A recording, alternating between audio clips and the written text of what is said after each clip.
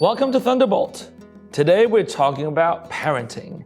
Things that parents wish their children to remember and things that parents had gone through in raising a child or children. To do that, I have invited Josefina and Nicole. Welcome. If you could briefly introduce yourselves. My name is Josefina. I am an English teacher at Like School. All right, and? I am Nicole, and I am also an English teacher at Like School. Okay, so let's get right into it. So tell us about your child or children. So let's start with you. I have a daughter, young adult, and she is vivacious. I hope that I have taught her everything to prepare for the challenges that come with growing up and in life. And we will see what the outcome is when I am a grandmother and much older and retired. All right, so your daughter has gone through elementary, middle, high, college, all through. Yes, All partly, right. partly. Started college, but she did not finish. So hopefully she will return sometime in the near future. All right, good. And I have a son. He's 4 years old, just had his 4th birthday, so he's just a crazy little ball of energy at this point in time. Just starting to find his identity, but we're watching him grow to see who he'll be. you said an interesting word, identity. And that's something that I think all parents needs to kind of search and look for. Like, what does he like? What does she like? What does he want to do? How does he want to tuck in bed? When you say he's finding his identity, I'm sure he's finding his identity through parents' help, right? And parents' help usually comes from observation. Is there any tips in terms of looking at a child and finding out how to help and how to assist? I kind of just watch what he'll pick up. So I try to show him many different things. Granted, there's some things that he just will completely oh, that's cool. And then he'll walk away. So I know he's not interested, but there's other things. Like I bought a science book recently and it has little flip things and it goes over different science topic each page. And he's been obsessed with it. He keeps coming to me every morning and every night being like, Mom, another page, come on. So I realized that he's interested more in nature and science-y type things. And it's interesting because as a child, one would think that parents are these amazing figures. They know everything. They're ready to teach you and they're ready to take you places. But when you become a parent, you soon realize you don't know so much. And you are just as powerless at certain situations as a child, and you have to really take a careful look on how well your son or how your daughter is doing, and you learn from them as much. Any thoughts on that? Yes, I agree. I think what I learned when I was raising my daughter early on was I took the step in getting her involved in music and sports very early. And then I kind of watched, I agree with Nicole, we have to put things on the table for them and then see where they gravitate to. My daughter loved music. So I nurtured that. She was in band and music early. By the time she was in 6th grade, she was playing the trombone, the snare drum, and she played the xylophone. And she continued for all 3 years because we signed a contract. I said, okay, well, if you're going to commit to playing music, we're going to write up a contract and you're going to sign it. You're going to finish in 8th grade. And if you want to continue that, you can go on into high school. I was hoping she would pursue that. She did for a while, and then she wanted to become a DJ. Wow. So I bought her the turntables and albums, and she played with that for a little bit. But then because she was a little bit more mature, she was focused on going to school. So college came into play, and she didn't pursue music while in college the first year. But it was difficult because I also had to take a step back and then just nurture that, support her. And because she was a young adult at that time, I had to leave her alone and let her feel it out and see what she wanted to pursue, if she wanted to continue that or not. And the contract, so if you could elaborate that a little more. Well, the contract was about, Christina, agreed that I will participate in the music program while in middle school from 6th grade to 8th grade. And I will not quit because she did want to quit. 6 weeks into the 6th grade music program, she said, Mom, it's too difficult. I can't read the music notes. I can't read anything. And I said, no, you're not going to do that. I said, we We bought all the equipment. It costs money. So here's the contract. Now you're going to have to sign on the dotted line and fulfill your contract. And she did. She did. Wow. I actually sent around a survey to our students about parenting. And one of the questions was this. It is sometimes necessary or even important for parents to say no to a child, even if it's a good choice. Would you concur with that? Yes, because I felt that the music program was going to teach her other skills involved in math and also critical thinking skills. And so after 6 weeks when she wanted to quit, I said, no, you can't quit. And so we sat down, we had a long conversation with her. She cried. And then she said, okay, I will stay in it. I said, okay, but to make sure that you do, here's the contract. So we did sign it. She did agree to sign the contract and she did it. And then after the 3 years of music, she was so grateful that we had pushed her. So we pushed in that particular area because we thought it was beneficial for school overall also. But there were other things where I did not push.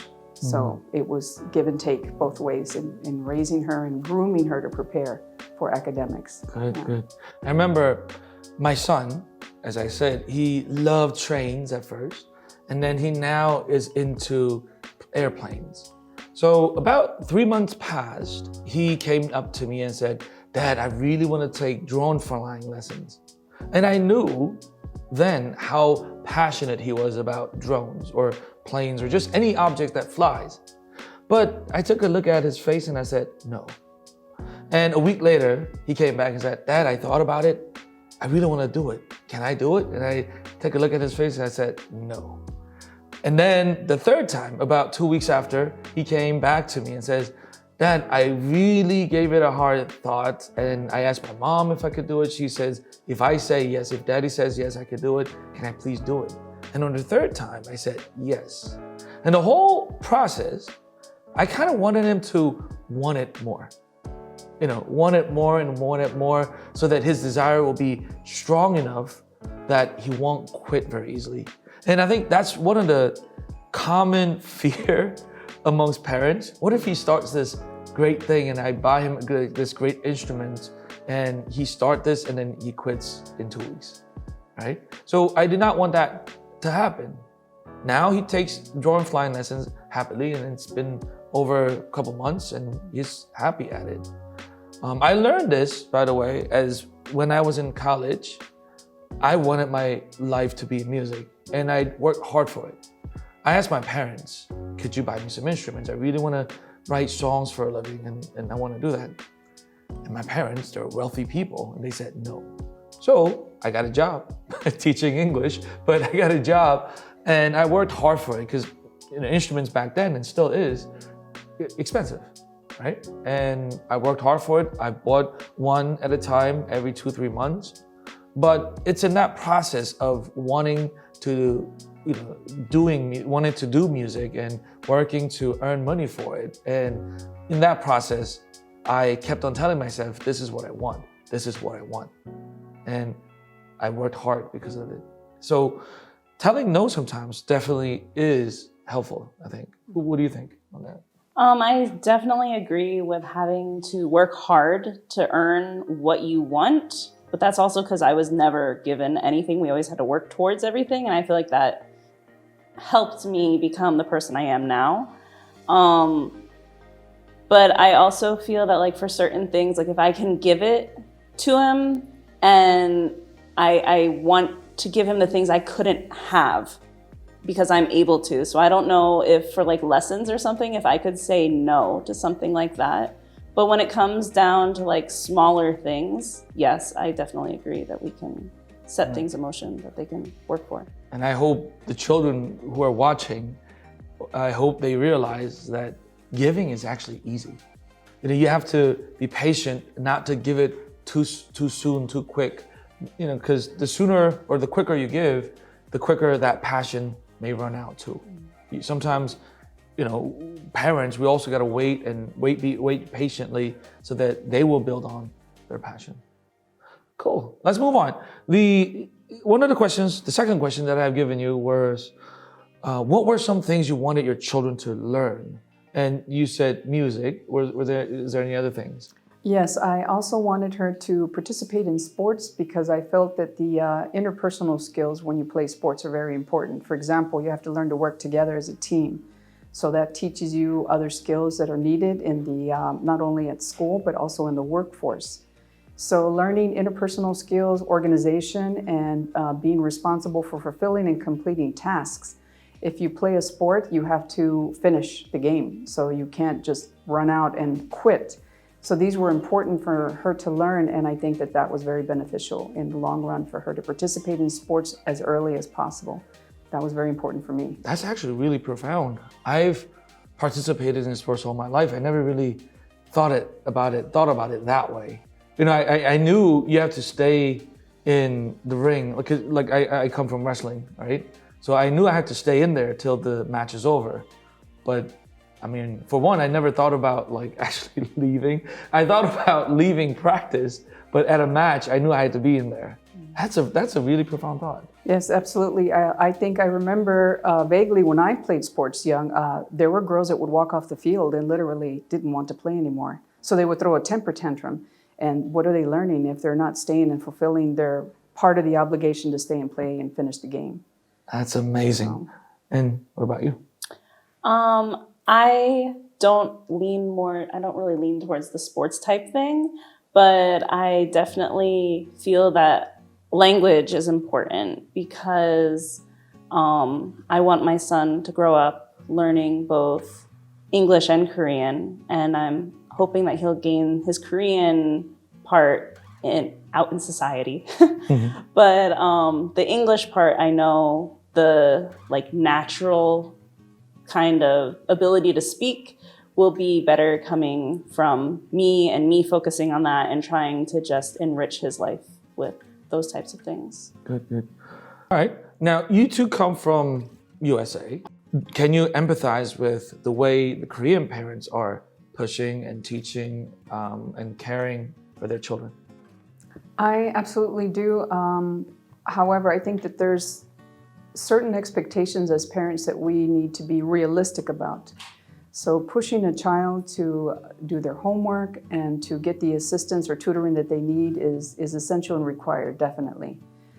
But I think being too strict and not allowing for a little bit of a social life or other fun activities is not very beneficial to that child. He could actually not develop the necessary skills that need to be honed for later in life. So I empathize, but I think there needs to be a balance for sure. I think it's great that they're so invested, both personally and financially, into their child's education. But I also feel that sometimes it goes too far and they kind of start steamrolling their child along and kind of dragging them with them. And I kind of feel bad for some of these kids who don't get to do anything that they want to do and kind of find their own passions. It's like, my mom wants me to learn violin, so I'm in violin right now. And then after that, I have to go to math. And then after that, I have to go to science. And then I have to do homework. And then I go to sleep. And I'm like, okay, well, where's the something that you want to do? And they're like, I guess I can ask to maybe try to do something I want to do. But I feel kind of bad for that. One of the first surveys that I ran in October had this question: if I want to do something fun, I must earn it. And on that survey, over 70% of students said, yes, I have to earn it. What are your thoughts on that? Can or should a child just be able to have fun because he's a child or she's a child? What do you think? I think it's the responsibility of the parent to incorporate that time slot. So about the child earning it, that depends. So if I already allow 30% of their schedule for them to be entertained, have fun, do the DJing or playing a sport or an additional activity like art or something extra that they might want to participate in, I'm already incorporating that. So I don't believe that necessarily a kid has to earn it. The only time they would have to earn it is if they did something to get in trouble, and then I take that 30% completely out. Then they're going to have to earn it to get it back. Yes. Okay. So you would balance 70% on academics and 30% on what they want Yes, to I do? believe that there has to be a healthy outlet for every child. Without that healthy outlet, they're going to be miserable in their academics. They may not be successful entirely because they're being pushed so much. I feel like there's different qualities, like different levels of what fun can be. Like some fun is just literally your brain is just turning off and you're just vegetating. Like if I'm going to turn on YouTube or the TV, there's no benefit to that. Like that I feel like should be controlled because you're not gaining anything. But then there's other types of fun, like let's go to the park, let's run around, like physical type things. That's all beneficial. Or if there's something that they want to get involved in, like music or art, or even maybe trying to pick up a different life skill, like these types of things could benefit them in the future. Maybe they'll find their passion in their career. So I feel like those types of things shouldn't be controlled as much. I mean, you still have to keep up your grades in school and you still have to reach a certain like level of achievement. But once that can be like attained, then you can like balance everything else out and kind of figure out where things need to be. Okay, good, good. Speaking of balance and fun and academics, let me ask this one more question to this. At age 9 or under, what's more important, fun or studying? If I were to go back and do things differently, I would certainly allocate more time for study. But there's a lot of playtime that you could use also as part of the educational process for a child early on.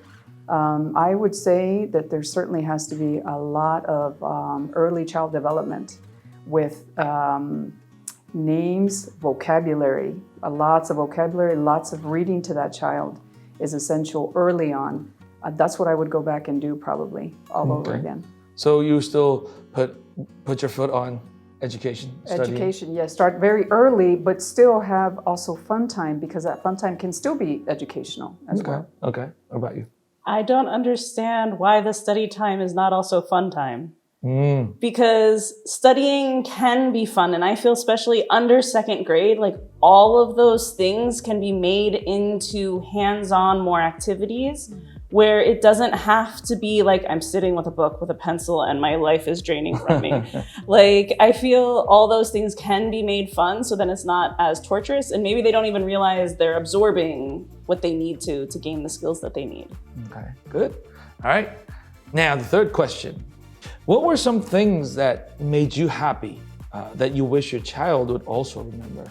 She was very, very confident early on. I think probably first grade, I remember her standing up to a bully and all of a sudden I had to run in and jump in the middle because she was about to pounce on that other little girl.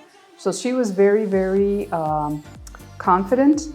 It seemed like she knew herself as a little person. She was already very, very much like an adult. She was very opinionated, very outspoken, and I have no idea where she got that from, but she must have learned it from somewhere. So that was my experience early on. I think the most proud moment was that process that I saw unfold literally in front of me between her and a bully. She was not afraid, and she fiercely faced that problem very quickly and addressed that. So I knew I had done something right. Yeah. All right, and you? I'm much the same. Like I feel like looking at him, like he just has such an idea, like he's so sure of who he is, and he's stubborn and all these like really like strong like emotions and character types. And I want him to kind of keep some of that and remember that, because I feel like once we get older, society kind of starts rounding out our edges and kind of wearing us down. And I want him to be a big personality, because he is a big personality now. I want him to be able to walk into a room and to remember how to be able to bring everybody's attention back to him. And I hope that he'll remember some of those qualities that he has now as he gets older. Good, good. What are the 3 important qualities of being a good parent? I think for me, the quality would be understanding. Definitely be understanding. Okay, be patient. You have to be very patient because they do things wrong sometimes and you have to just wait till they get it right. And then perseverance. So as a parent, you can't quit. Sometimes you want to throw your hands up in the air and say, oh my God, my kid just is not going to get this, so I give up. But perseverance. We have to see things through and follow through everything that we say and teach them that perseverance in life is very important as well. Yeah. Good. And your thoughts? You stole a lot of good ones. I mean, it's okay if overlaps. Patience, that's a huge one. Because you're right, there's days I feel like I'm going to be bald because I just want to pull everything out because I can't do it to the kid. Patience, perseverance, because sometimes our personalities just hit head on, and got to remember that he's my son and can't kill him. So gotta keep that there. And then I would say the ability to listen, because it's their life. And I'm there to guide them and help try to facilitate getting him to where he wants to be as much as possible. And I can't do that if I'm not listening to him. So I feel those are most important. Good. All right. Yes. You guys have touched upon some great points, and I appreciate and thank you for all your candor. All right. If there's anything that you would like to tell our children so that they'll appreciate their parents more. I would like to say to all the young children that understand that your parents love you dearly and that they are trying to help you develop into the best version of you. So when you become an adult, you're going to be able to survive in this very difficult and challenging world sometimes. So I think give your parents a break and know that they love you more than anything they can express in words. All right, Amy? And adding on to that, sometimes it's your parents' experiences that guide them in what they're doing.